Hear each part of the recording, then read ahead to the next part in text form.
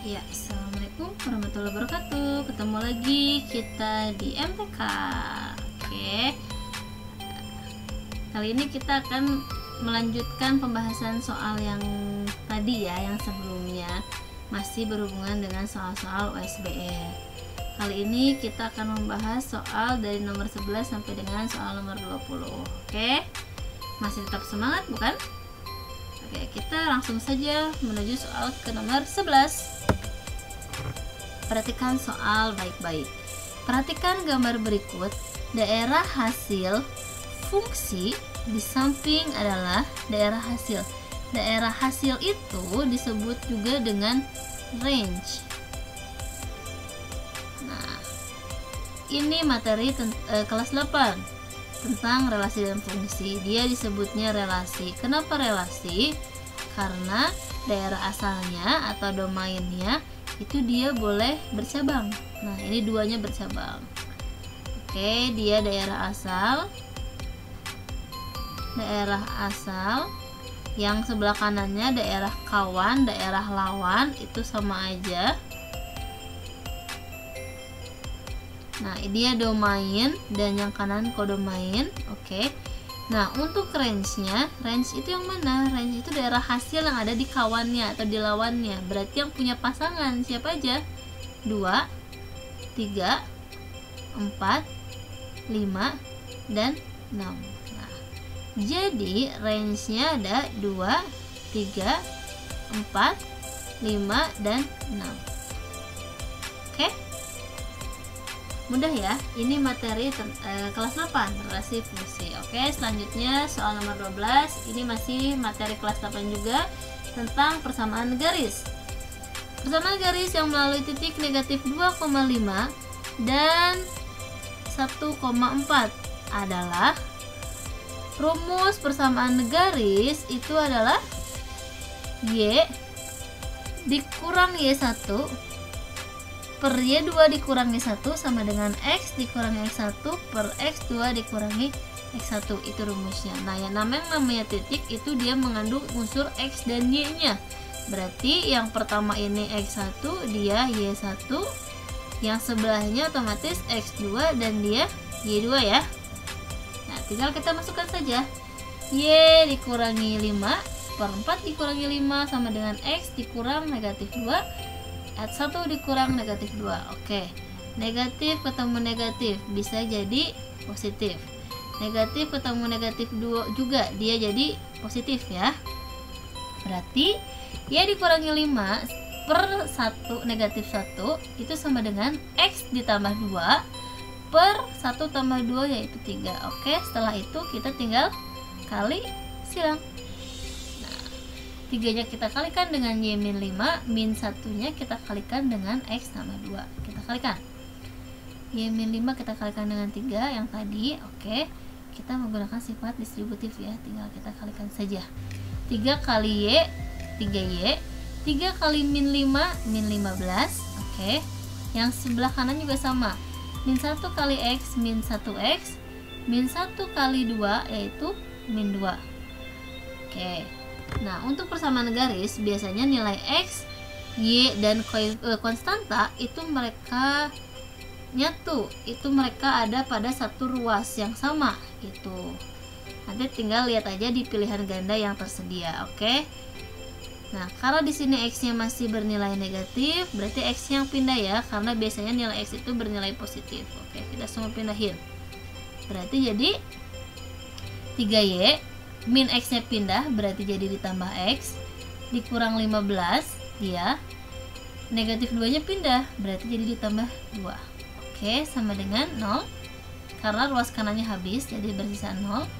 Berarti 3Y ditambah X dikurang 13 sama dengan 0. Oke, selesai.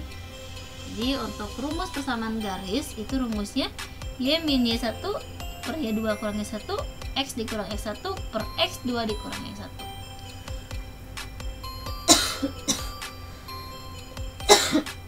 Oke, kita lanjut ke soal nomor 13. Di dalam dompet terdapat 20 lembar uang yang terdiri dari lembaran 5 ribuan dan 10 ribuan. Oke. kalau kita ilustrasikan, kita bikin kalimat matematikanya, berarti ada 5.000, ada 10.000 gitu ya. Anggap saja 5.000 ini dia X dan 10.000 ini dia Y. Berarti kalau banyaknya 5.000-an ini sama banyaknya lembaran yang 10.000 ini dijumlah hasilnya menjadi 20.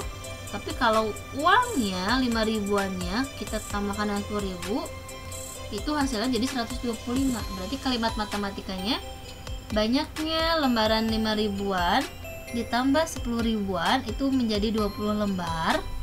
Terus 5.000 dikalikan dengan banyaknya lembarannya ditambah 10.000 dikalikan banyak lembarannya itu sama dengan 125.000. Oke, ini materi masih kelas 8 tentang SPLDV. Nah, SPLDV ini dia ada berbagai cara, ada eliminasi, substitusi, dan campuran. Nah, di sini kita akan menggunakan metode campuran. Oke, yang pertama kita akan menggunakan eliminasi terlebih dahulu. Setelah itu baru kita substitusi. Gitu.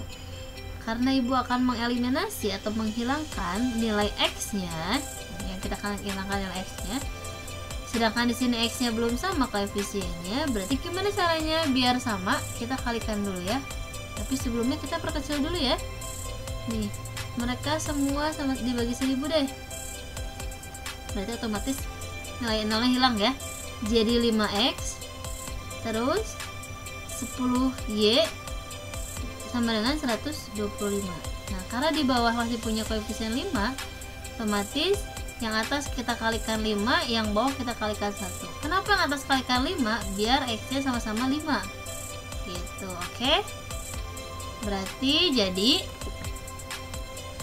X kali 5 5x ditambah 5y itu sama dengan 100, karena 20 kali 5 itu 100, yang bawahnya dia tetap ya.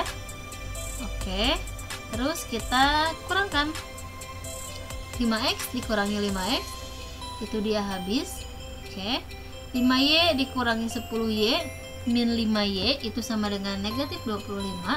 Berarti y di sini negatif 25 dibagi dengan negatif 5 atau sama dengan y-nya 5. Oke. Ini kita baru dapat nilai y-nya saja. Berapakah nilai x-nya atau berapakah banyak 5.000-annya? Berarti setelah kita eliminasi, kita harus substitusi ya. Substitusi y sama dengan 5. Substitusi itu artinya menggantikan nilai y-nya dengan angka 5 di sini. Berarti x tambah y sama dengan 20. Nah, untuk substitusi di sini kalian boleh milih mau persamaan yang pertama atau persamaan yang kedua. Gitu. Cari yang menurut kalian persamaannya gampang. Gitu. Mau yang pertama, mau yang kedua, cari yang angkanya gampang gitu. Oke? Selanjutnya kita tinggal substitusi, kita ganti y-nya sama dengan 5. X sama 5 sama dengan 20, berarti x-nya itu sama dengan 15. Oke. Jadi banyaknya uang 5.000-an itu ada 15 dan 10.000-an itu ada 5. Oke. Kita lanjut soal berikutnya, soal yang ke-14. Jika sebuah lingkaran itu besarnya 2464 cm persegi dan nilai P-nya itu 22/7, berapakah keliling lingkaran tersebut? Oke. Untuk mencari keliling lingkaran itu rumusnya adalah V dikali dengan diameter atau 2VR. Sedangkan di sini diameternya belum ada. Nah, berarti gimana caranya buat nyari diameter? Kita bisa mencari diameter menggunakan rumus luas lingkaran. Kenapa? Karena di sini luas lingkaran yang sudah diketahui. Oke.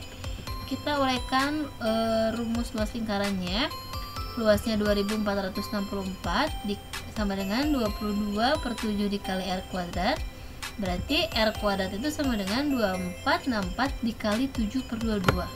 Kok bisa dikali 7/22 sih? Nah, ini tuh asalnya dari 2464 dibagi dengan 22/7, gitu kan? Nah, karena pembagian dalam pecahan itu nggak bisa, harus jadi perkalian, tapi harus dibalikin. Nah, makanya kenapa di sini kita langsung dikali 7/22 itu biar lebih simple ya. Terus 2464 kita bisa bagi dengan 22, yaitu menjadi 112. Oke. 112-nya kita kalikan dengan 7 menjadi 784.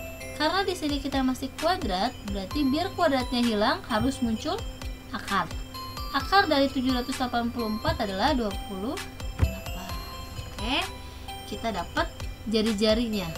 Kalau jari-jarinya 28, maka diameter itu 2 kalinya jari-jari. Berarti kalau dia jarinya 28, diameternya otomatis 56 karena 2 kalinya jari-jari ya. Kita uraikan rumus keliling. Keliling itu pi kali d. V nya 22/7, diameternya 56. Oke, bisa kita coret. 56 bagi 7, 8, atau sama dengan keliling lingkarannya 176 cm. Hati-hati untuk penamaan satuan. Untuk keliling dia cm saja tanpa pangkat, pangkatnya pangkat 1. Kalau luas itu dia pangkat 2. Oke, hati-hati ya. Soal yang ke-15. Sebuah balok memiliki ukuran panjang, lebar, dan tinggi berturut-turut itu 6, 5, dan 2. Berapakah panjang diagonal ruangnya? Oke, kalau kita gambar, nah, dia 6. Kalau kita rapiin, dia 6. Terus lebarnya 5 dan tingginya 2. Oke, ini gambarnya kurang pendek ya, ini jatuhnya kayak kubus, nggak apa-apa lah, yang penting kalian bisa tahu. Nah, untuk diagonal ruang, yang mana sih diagonal ruang? Nah, garis yang kuning ini dia disebutnya diagonal ruang. Ada beberapa cara buat mencari diagonal ruang. Di antaranya tugasnya pertama kalian harus cari dulu, nah, diagonal sisi AC ini, kemudian barulah bisa menemukan diagonal ruang. Atau juga untuk cara cepatnya, rumus diagonal ruang itu adalah diagonal ruang sama dengan akar dari panjang kuadrat ditambah dengan lebar kuadrat tambah dengan tinggi kuadrat. Oke, kita lanjut. P nya itu 6 kuadrat tambah 5 kuadrat tambah 2 kuadrat. 36 tambah 25 tambah 4 itu atau sama dengan akar 65. Oke, selesai. Kalau dia bisa diakarkan, berarti akarin sama kalian. Tapi kalau kayak dia, itu dia nggak akan bisa diakarin. Oke, selesai ya. Nomor selanjutnya, soal nomor 16. Nilai rata-rata matematika dalam suatu kelas 9C adalah 68. Berarti kalau kita bikin diketahuinya, berarti kita bikin diketahuinya ya. Nah, kita di sini saja. Diketahui rata-rata gabungannya itu 68. Terus apalagi katanya? Rata-rata siswa laki-laki itu 60. Oke, rata-rata laki-laki itu 60. Rata-rata perempuan itu 80. Jika banyaknya siswa itu ada 30 orang, berarti kalau laki-laki ditambah perempuan itu sama dengan 30, otomatis perempuan itu sama dengan 30 dikurangi L ya, gitu kan? Berarti L nya tetap masih dengan laki-laki, P nya kita ganti dengan 30 dikurangi L. Untuk rumus rata-rata gabungan, itu rumusnya rata-rata yang pertama dikali banyaknya ditambah rata-rata kedua dikali banyaknya juga dibagi dengan banyak yang pertama ditambah banyak yang kedua.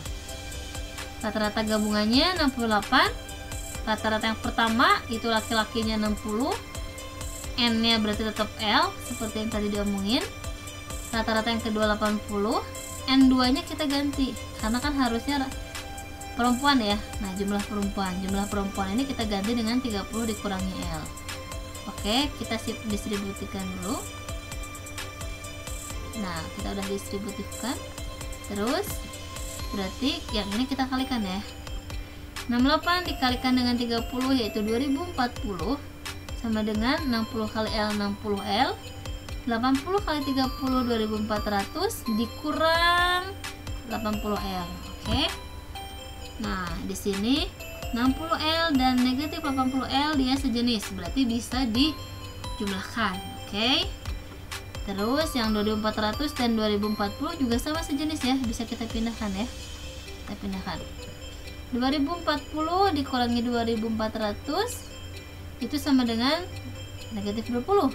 Berarti negatif 20 L itu sama dengan negatif 360. Berarti L itu sama dengan negatif 360 kita bagi dengan negatif 20. Jadi banyaknya laki-laki dalam suatu kelas itu ada 18. Nah, kalau sekarang yang ditanyainnya perempuan berapa dong? Kalau laki-lakinya ada 18, berarti perempuannya ada berapa? 20. 12 ya, kalau 12 ya, karena total semuanya itu ada 30. Oke, selesai. Mudah bukan? Soal selanjutnya ini tentang peluang. Oke, sebuah kantong berisi 13 bola merah, 15 bola kuning, dan 12 bola biru. Dari kantong tersebut diambil sebuah bola. Peluang terambilnya bola biru. Oke, rumus peluang. Kita tulis dulu rumus peluangnya.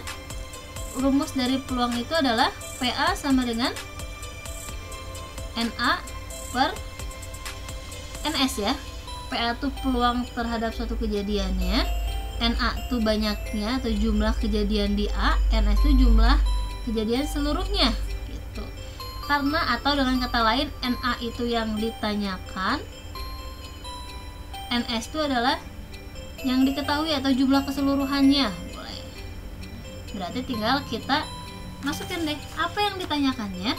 Bola biru, ada berapa banyak bola biru? Ada 12. Per jumlah keseluruhannya ada berapa? Tinggal kita jumlahkan saja mereka.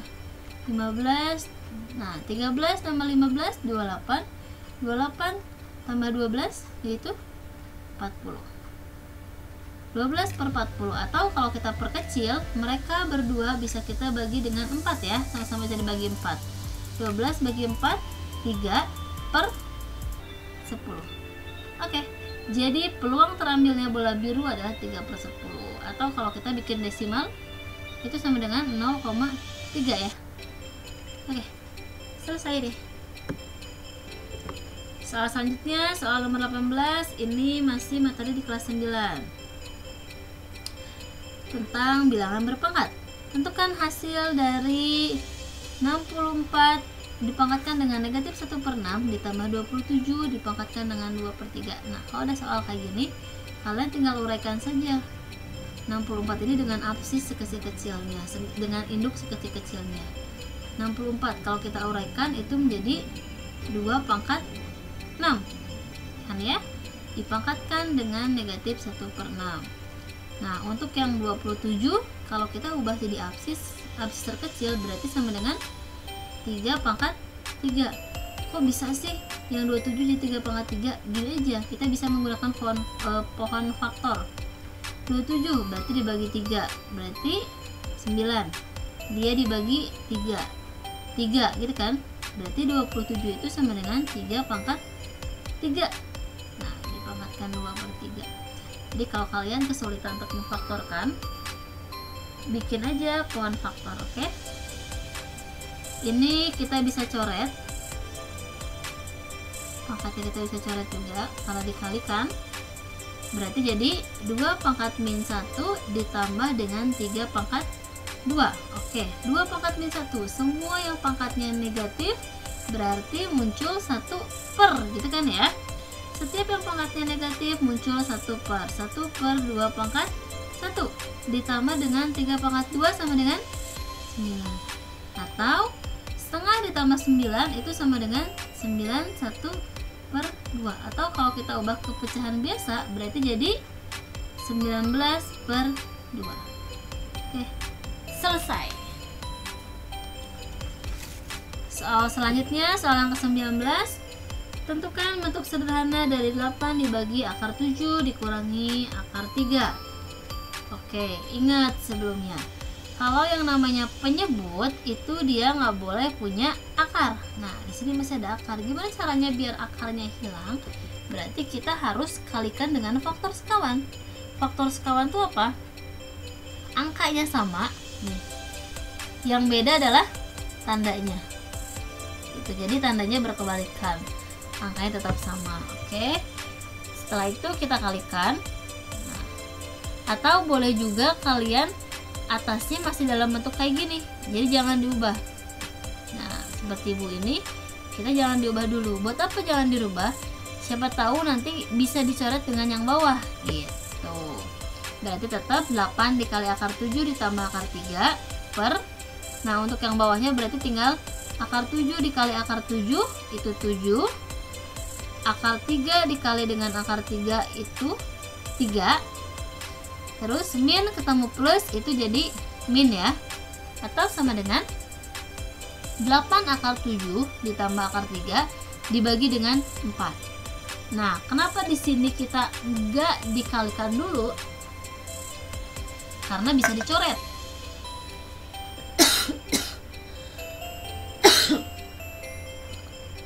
Oke, kita lanjut.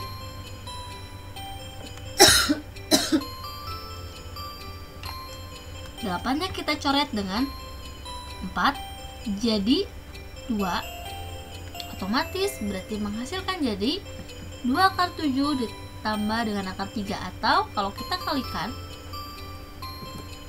menjadi 2 akar 7 ditambah dengan 2 akar 3. Oke, selesai sampai di sini. Mudah bukan? Oke, soal yang terakhir. Sebuah foto berukuran tingginya 28 dan lebarnya 16 ditempel pada sebuah karton. Sisa karton sebelah kiri kanan itu 2 cm. Oh, kiri kanan dan atas itu 2 cm. Kita gambar dulu ya. Ini ada sebuah bayi, foto bayi ceritanya. Terus yang biru ini kartonnya. Terus kiri kanan atas. Nah, itu 2. Oke. Terus tinggi fotonya itu 28. Gitu segini ya. Nah, ini 28 dan lebarnya itu 16. Berapakah sisa karton yang di bawah? Oke, yang ditanyainnya ini X. Berarti ini konsepnya menggunakan kesebangunan ya, karena ada kata sebangun. Kesebangunan itu tinggal membandingkan saja. Berarti kalau 16 ini dia per berapa nih dari ujung ke ujung nih kira-kira? Fotonya 16, kiri kanannya 2, berarti dari ujung ke ujung ukurannya 20 ya. Oke, fotonya 28, berarti tingginya 28 ditambah 2, 30. 30 ditambah dengan X, berarti dia 30 ditambah X, gitu kan ya. 2 ditambah 28, 30. 30 ditambah X, 30 tambah X. Oke, kita bikin perbandingan. 16 per 20, 28 per 30 tambah X. Oke, kita perkecil terlebih dahulu. 16 sama 20 sama-sama dibagi 4 bisa ya. Dia 4, dia 5. Oke, bisa lagi? Bisa. 4 sama 28, dia 1, sisanya 7 dia. Terus setelah itu tinggal kita kalikan. Kali silang deh. 1 dikalikan dengan 30 tambah X, 7 nya kita kalikan dengan 5. Berarti tetap 1 dikali 30 ditambah X, dia tetap hasilnya 30 tambah X itu sama dengan 7 kali 5, 35. Berarti X nya itu sama dengan 35 dikurang 30, karena 30 nya dia pindah ruas, tandanya berubah. Oke, jadi X itu sama dengan 5. Sisa karton di bawah foto itu sepanjang 5 cm. Oke, selesai pembahasan soal 11-20 kali ini. Cukup mudah bukan? Oke.